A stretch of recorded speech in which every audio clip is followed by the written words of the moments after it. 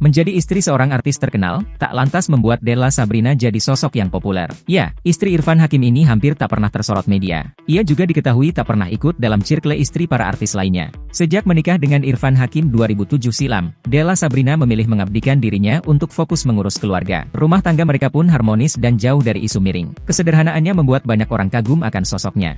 Padahal ia sendiri datang dari keluarga yang bukan sembarangan. Ia juga banjir pujian lantaran parasnya yang disebut tak menua. Saat tersenyum, ia masih terlihat bak ABG. Pembawaannya yang anggun membuat Della Sabrina tampak begitu memesona. Tak hanya itu, ia juga jarang flexing atau pamer kekayaan seperti istri artis lainnya. Della Sabrina tidak pernah gabung dengan pergaulan para artis. Sejak menikah dengan Irfan Hakim, ia memilih fokus mengurus keluarga kecilnya. Ia berusaha mengabdikan diri menjadi istri sekaligus ibu yang sigap bagi keluarganya. Setiap harinya Della Sabrina lah yang mengurus keperluan suami dan anak-anak. Ia mengasuh kelima anaknya tanpa bantuan babysitter.